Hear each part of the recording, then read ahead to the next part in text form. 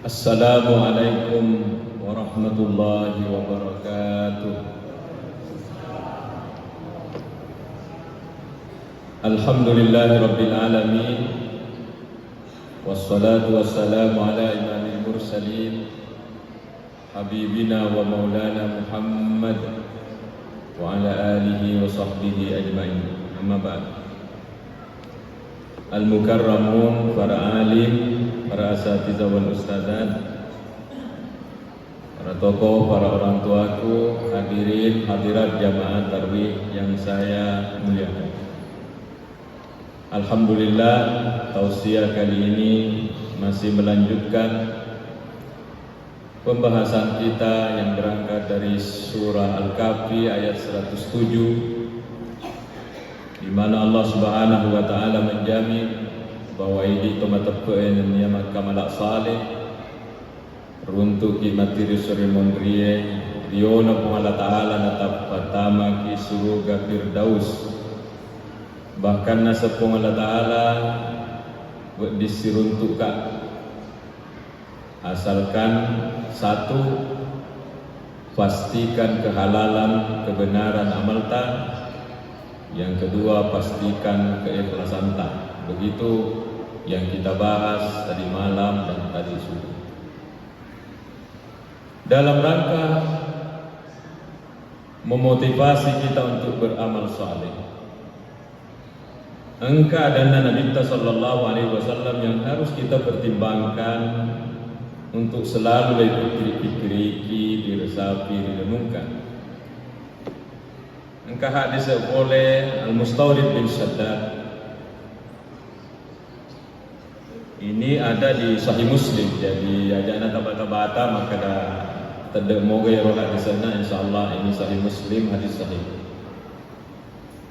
Rasulullah di hadis itu mengajak di mana untuk membandingkan iris sengi angkena akhiratnya. Dan dia pasti bandingi angkana linota. Kata Rasulullah sallallahu alaihi wasallam, saya lihat di sini Rasulullah bersumpah. Amat-amat Nabi tanya, maka dia Nabi tawallah, mad dunya fil akhirati illa mislu ma yaj'alu ahadukum isba'ahu fil yammi falyanzur bima yarji. Di hadis yang lainnya, falyanzur bima tarji. Maka dia Nabi tanya, dia tu gagal dalam pengenali mengenai perbandingannya dibandingkan dengan akhirat, kecuali pada narekong kaki selasi ditalok kaki kotasi. Tahun lalu juga saya bahas di sini. Tepat tama ini Nabi ini terlebihkan satu. Falyanzur bima tarji. Akai kemudian terperhatikan. Ia tuai miti emak deke boleh limata pak jelok tak nasa nabita. Ia na tulino angka na.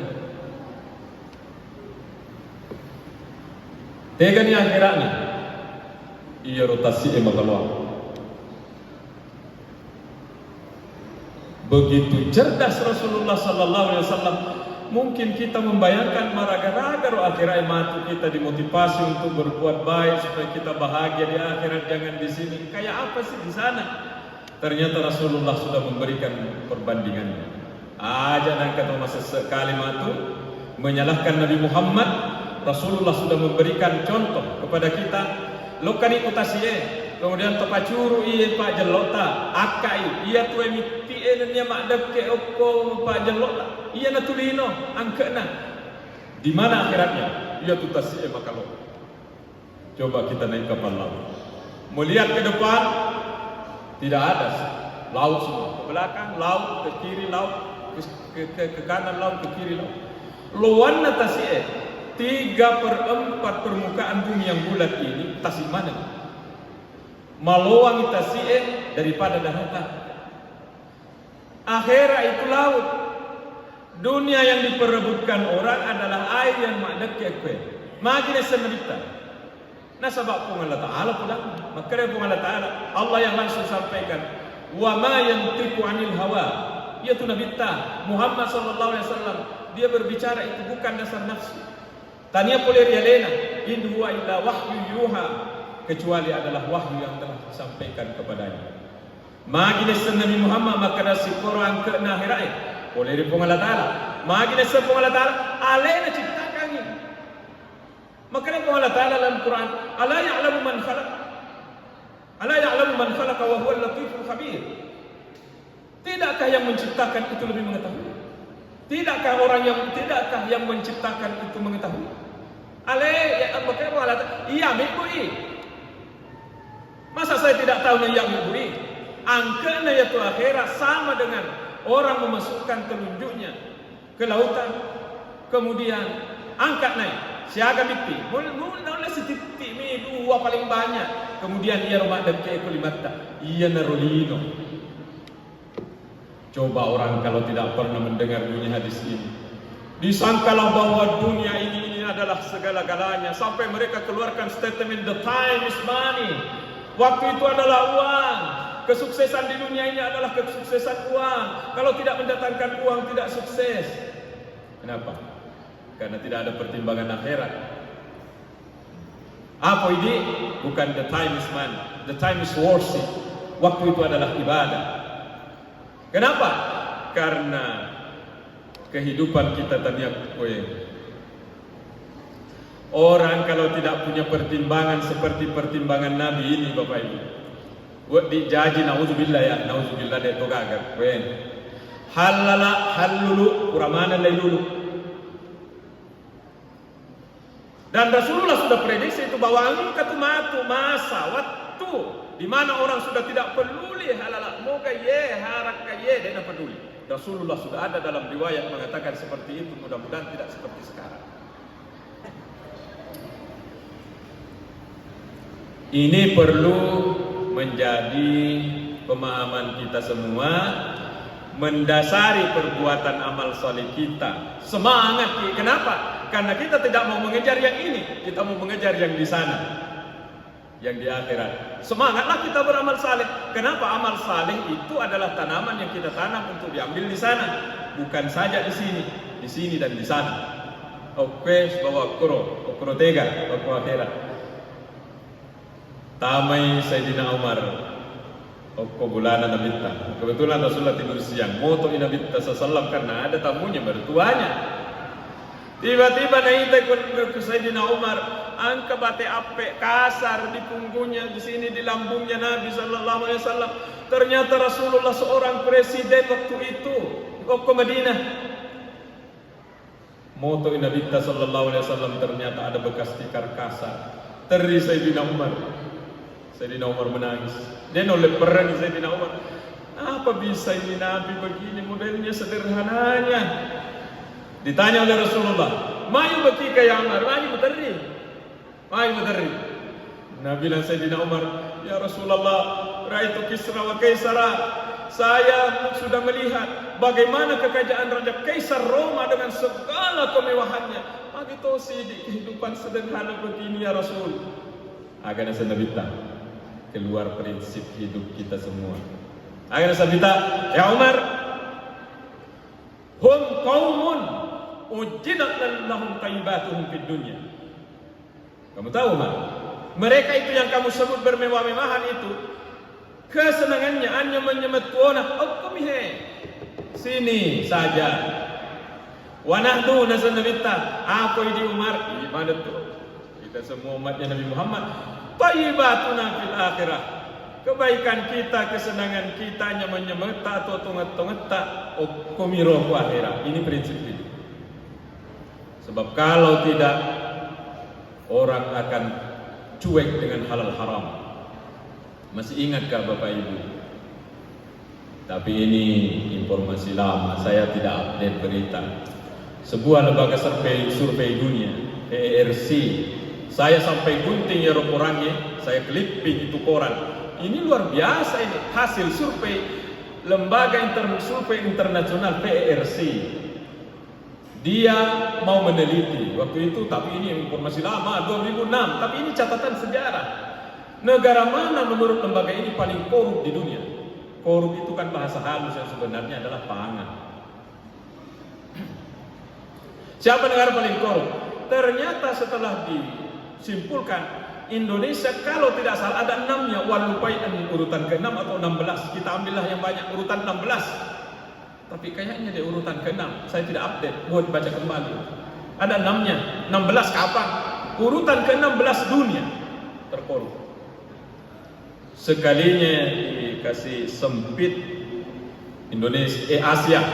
Nah, tadi dunia urutan sekian, sekarang Asia. Indonesia di urutan keberapa? Alhamdulillah, ranking 1 tahun 2006 terkorup di Asia. Apa ini? Silau dengan dunia. Sahabat Nabi SAW, karena sudah naitai Nabi SAW maraga-raga menghadapi dunia ini, maka Nabi takun fid dunia ka'annaka garib au 'abir sabil. Jadilah di dunia ini kamu seperti orang asing. Engkau tutup joka-joka orang asing, pirang rambutnya, dia itu gagal, engkau pemikirannya mau tinggal di sini kecuali beberapa. Pemikirannya cinampak mak cinampak mak sengkang. Dia pemikirannya akan kembali ke kampungnya. Au 'abir sabil kata Rasulullah, atau dalam hidup ini seperti saja pada kumaleto menyeberang jalan. Pemikiran kita itu harus disetting di dalam seperti itu kata Rasulullah SAW. Gampang diceramahkan Bapak Ibu, tapi ini prakteknya. Sama-sama kita saling mendoakan ini. Sahabat Nabi SAW mempraktekkan itu. Sayyidina Umar sendiri, maraga-raga kehidupannya Sayyidina Umar. Ketika waktu itu Islam butuh dana besar untuk perjuangan dakwah. Sayyidina Umar ditanya, berapa sumbangannya untuk Islam? Maka dari Sayyidina Umar, iya, bagi dua ini. Saya bagi dua ini harta. Karena waktu itu Islam memang butuh. Silakan ambil separuhnya ya Rasul. Separuhnya untuk saya, separuhnya ada mana? Masih lagi Sayyidina Umar, karena ketika Rasulullah giling bertanya ke Sayyidina Abu Bakar, ini tapi Abu Bakar siaga ini mertuanya ini dua-dua. Maka dari Sayyidina Abu Bakar, apa ya nasen sinin nanu melok mana nambah mere Islam. Silakan ya Rasul, ambil semua. Nih kami masalah, ini Sayyidina Umar masalah. Termasuk masalah Nabi ta'agan Nabi ma tarakta li ahlika ya Abu Bakar. Ya kamu bagaimana ke perjuangan Islam ini, apa yang kamu simpan untuk keluargamu? Maka dari Sayyidina Abu Bakar, taraktullah wa rasulah. Saya hanya akan mewariskan Allah dan Rasulnya yari ke agama kepada anak-anak. Lihatlah bagaimana ini semangatnya orang. Karena kenapa seperti itu? Karena pemandangan mereka tentang akhirat itu seperti itu. Memandang dunia seperti itu. Sekarang Rasulullah wafat, Sayyidina Umar wafat, yang menjadi khalifah adalah Sayyidina Umar. Angka gare saya baca buku, angka gare Topoli Saliba berkunjung ke Madinah. Nah, angka nasapa, makutana ke masyarakat, di mana istananya khalifah tak? Rupanya ini orang luar negeri ini mencari istananya Khalifah Umar bin Khattab. Dia sebagai seorang presiden sekarang. Agar saya tahu, nasa masyarakat, dia gagal istana tu, dia gagal. Dia kebulan, kurang nasa bulan. Nah, tunjukkan ke sana apa yang dia lihat.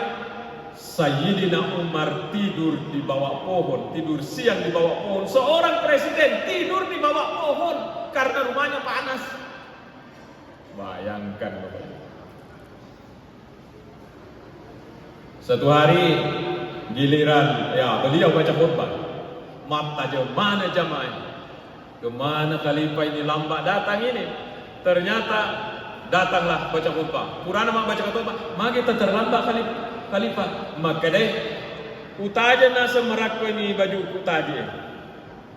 Merica nasa terlambat kering. Ya rotaja. Seorang khalifah menunggu pakaian kering yang dia cuci.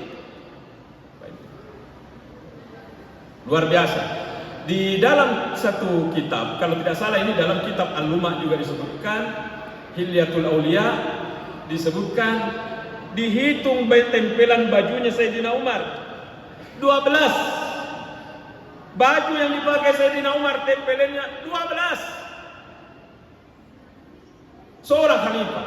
Kira-kira kalau saya datang ke sini Masjid Nurul Yakin ini, saya ceramah, ada tempelan bajuku 12. Masih mau panitia mengundang saya? Ai dia nana undang apa yang aja nana undang yang itu kasih selada. Sayyidina Umar 12 ini seorang khalifah. Kenapa? Pemikiran tentang dunia sudah tersetting seperti yang disetting oleh Rasulullah SAW. Maka ceramah singkat ini Bapak Ibu, marilah kita jalani kehidupan ini. Ya kau kata kasih pada hidup sederhana, cukup-cukupan saja, bahkan kurang dari cukup. Tasabar mungkin menok ni yaga, toto oleh ripong Allah Ta'ala. Yang penting kita berusaha, dia tak salah karena kita sudah berusaha. Tidak ada orang mau hidup miskin. Tapi bersabarlah, dia itu namanya. Insya Allah ini akan kita tinggalkan yang ini. Kepada kita yang sudah berkecukupan, bahkan kita berkelebihan, aja lalu kita lupa, aja tak pasti pulung, pasti gabung, anu dia seliwang, pasti gabung ke warang perangnya, anu dia nahalala, merusak lautan akhirat yang sudah disiapkan oleh Allah. Aja lalu. Ini kehidupan sebagai gemerlap seperti ini membuat orang kalau salah-salah lupa halal haram. Itulah yang kita tidak inginkan. Mari kita beramal saleh, pastikan kehalalannya, pastikan keikhlasannya, insya Allah. Pertanyaan terakhir di ceramah ini, apakah dunia yang sebegitu nilainya harus kita abaikan? Tidak pernah Islam mengajarkan seperti itu. Islam tidak pernah menyuruh orang miskin. Bahkan Rasulullah mengatakan aliyadul ulya khairu minal sufla. Tangan di atas pemberi lebih bagus daripada tangan di bawah yang meminta. Islam tidak pernah menyuruh kita hidup miskin. Dan itu akan kita bahas insya Allah nanti subuh. Semoga perbandingan Rasulullah membandingkan lino si bawa akhirat menjadi pemikiran kita, pertimbangan di dalam mengamalkan amal saleh kita supaya kita tambah semangat. Lebih kurangnya mohon maaf. Wassalamualaikum warahmatullahi wabarakatuh.